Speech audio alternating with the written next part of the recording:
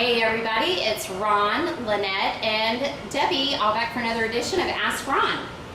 Well, here we are. We're located at the Hyatt in Jacksonville, Florida. I'm in the middle of my commercial property boot camp, and Lynette has joined us for that. We're having a great group here. I don't know, 140, 50 people or so, and we're learning all the cool things about commercial property. So let's entertain some residential questions, shall we? Okay, we sure will. Okay, Ron, our first question is from David Jackson from Canal, Winchester, Ohio. Hey, David. Hi, David. Hey Ron, I'm David. I have the perfect subject to situation. What do I need to tie this house up, and what do I need to use? You need to use a purchase and sale agreement, and you will see a lesson on the Go Club. Don't ask me which number to fill out that contract, actually. It's a very simple contract. Just make sure you use mine, and the word subject to is right in paragraph 1G. 1G, that is right. Okay. And David, we'll get that lesson number for you. Okay, our next question is from Chi Nu Yang from Wisconsin. Okay. Hello, so I got a deal today for a house that is estimated on Zillow to be worth $60,000. The owner has $48,000 left on the mortgage and said that he would do a lease option and have me take over the mortgage. The only thing that is eating at me is that it needs repairs. He's estimated $15,000 in repairs. Would this be a viable starting point, or should I just let the deal go? All right, well, Chi, you didn't tell me the R, so that's a hard one to answer. That's a very important point. We got to have the R. If we don't know what the house is worth, how can we tell you what to do? However, it sounds like he'll sell it to you for what he owes for the $48,000. I wouldn't lease option it. I'd put it under contract and just buy it subject to, and then I'd probably go out and just find somebody to give me some money to sign that contract to, $5,000, $6,000, $7,000, $8,000 or whatever, and get in, get out of it. What do you got to lose? Put it under contract, get a guy $10 and see what the market will bring you. And if you don't bring it, you don't do the deal. That's all. Any comment? Yep, you're not even in the chain of title, like Ron said. Just go ahead and assign it. It's not like it is. Repairs are not that important.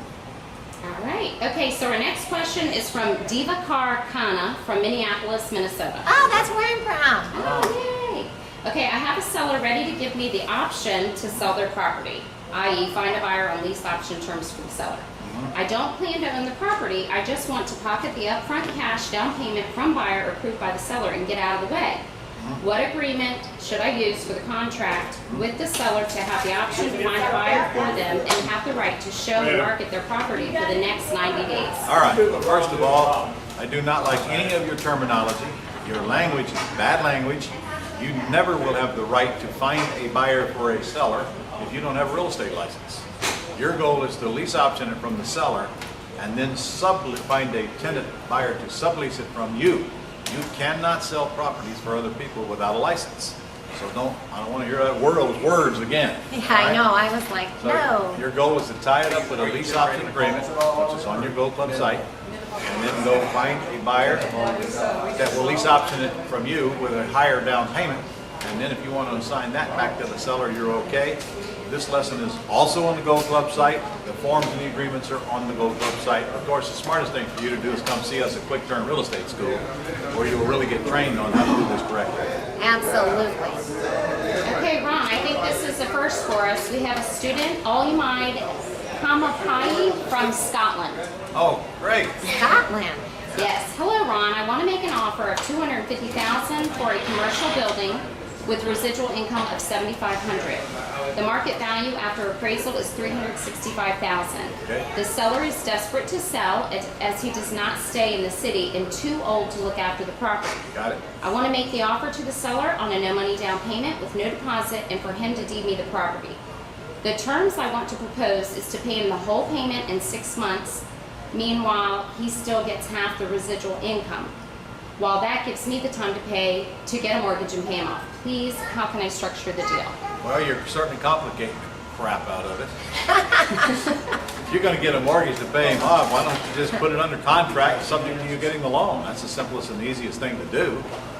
This income thing just makes a big mess, and if you're going to buy the property from him and go get the loan, big problem, you're going to need down payment. So I wouldn't do any of that. I'd go for a complete seller financing deal first. Find out if he'll seller finance it with little or nothing down and forget about trying to pay him off in 6 months. That is a deadly trap you're putting yourself into right there. Go owner finance and get a 5-year balloon on it.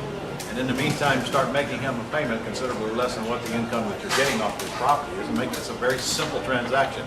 especially if the owner is tired or old or whatever, they're not gonna deal with complicated.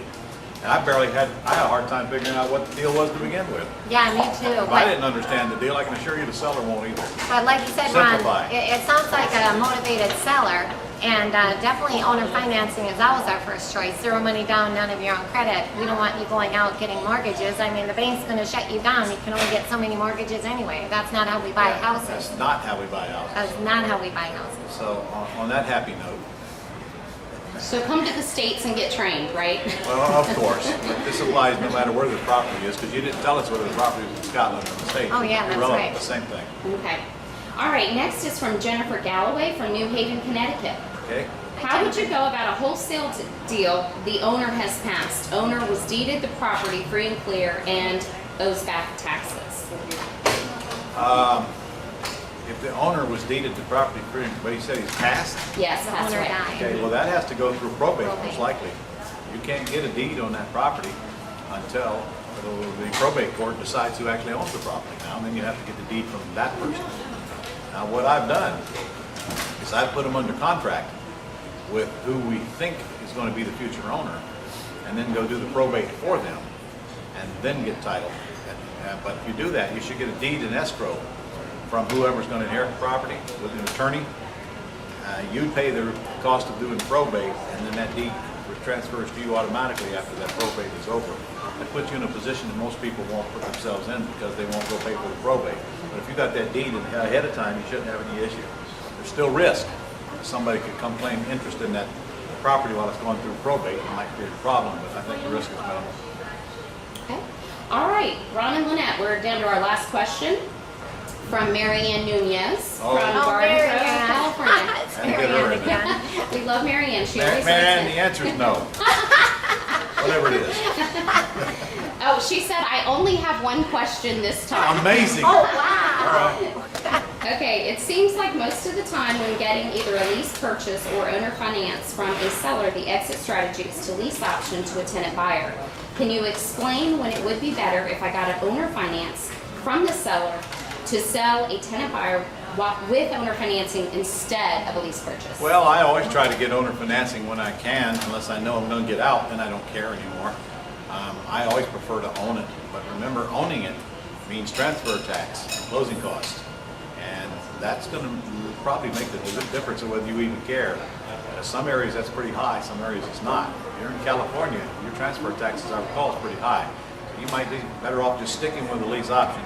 And I think when you actually want to take title to one, you'll know, because it's probably got a lot of equity in it the seller's willing to give to.